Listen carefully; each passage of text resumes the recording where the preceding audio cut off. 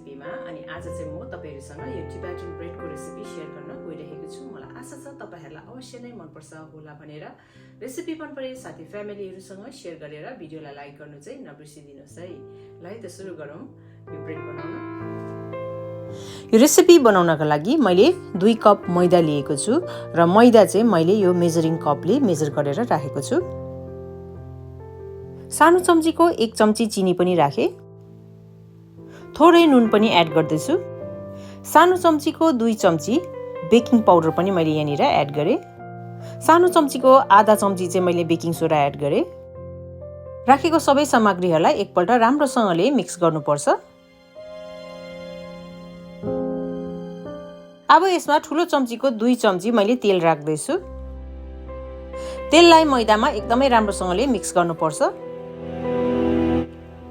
तेल राम्रोसँगले पिठोमा मिक्स भयो कि भएन भनेर तपाईहरुले यसरी ट्राई गर्न सक्नुहुन्छ। हातमा एउटा डल्ला बनाउनु भयो भने यसरी डल्ला बन्छ र यो पिठो रेडी छ। अब डो बनाउनको लागि मैले यहाँनिर 1 कप दुध लिएको छु। अब यो कम्ती दुध राख्दै म डो बनाउँछु। यदि तपाईहरुको पिठो धेरै छ, तपाईहरु अलिक बेसी यो रोटी बनाउन चाहनुहुन्छ भने तपाईहरुले दुध र पानी मिक्स गरेर पनि युज गर्न सक्नुहुनेछ।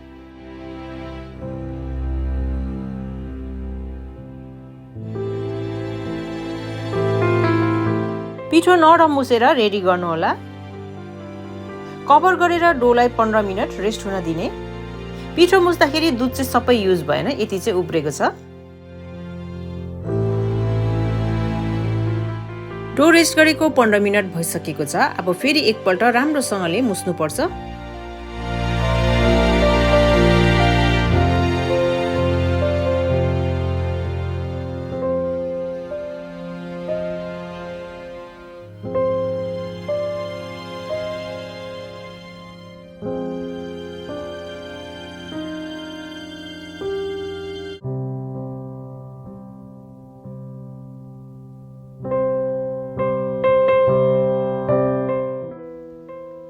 डल्ला काट्दाखेरि अलिकति ठुलो नै काट्नु होला, किनभने यो रोटीलाई हामीले साह्रो पातलो बनाएर बेल्न हुँदैन, अलिक मोटो नै राख्नुपर्छ।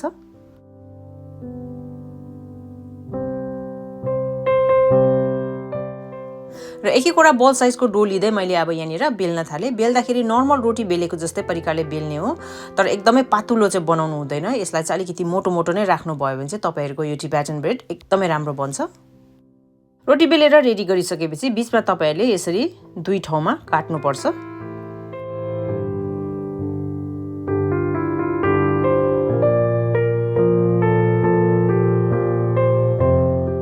र सबै डोहरुलाई चाहिँ मैले बेलेर यहाँनिर रेडी गरिसकेको छु।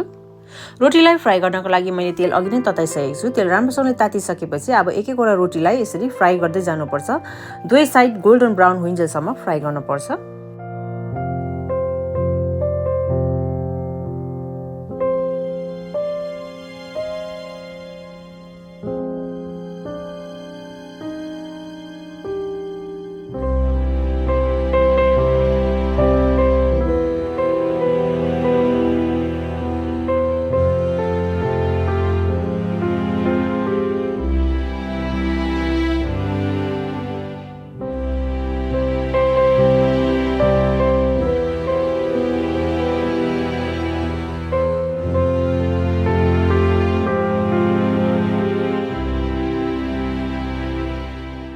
अब सबै रोटीहरू यसरी नै दुवै साइड गोल्डन ब्राउन हुइन्जेलसम्म फ्राई गरेर सक्नुहोला र तपाईहरुले यसलाई इन्जोय गर्न सक्नुहुनेछ आलुदम अथवा तपाईहरुको कुनै पनि फेभरेट सब्जीसँग। मैले चाहिँ यहाँनिर दार्जिलिङ स्टाइलको आलुदमसँग सर्भ गरेको छु। यदि तपाईहरुलाई यसको रेसिपी चाहिएको छ भने यो आलुदमको रेसिपीको लिंक चाहिँ मैले यहाँनिर डिस्क्रिप्सन बक्समा राख्दिएको छु। तपाईहरुले त्यहाँनिर चेक गर्न सक्नुहुनेछ। र कस्तो लाग्यो आजको मेरो यो रेसिपी कमेन्ट गर्नु चाहिँ नबिर्सिदिनुहोस्। रेसिपी मन परे तपाईहरुको साथी फ्यामिलीहरुसँग शेयर गरेर भिडियोलाई लाइक अनि च्यानलमा नयाँ हुनुहुन्छ भने प्लिज छिटै डुक्पा रेसिपीलाई सब्स्क्राइब पनि गरिदिनुहोस्। Thank you so much for watching. Bye by.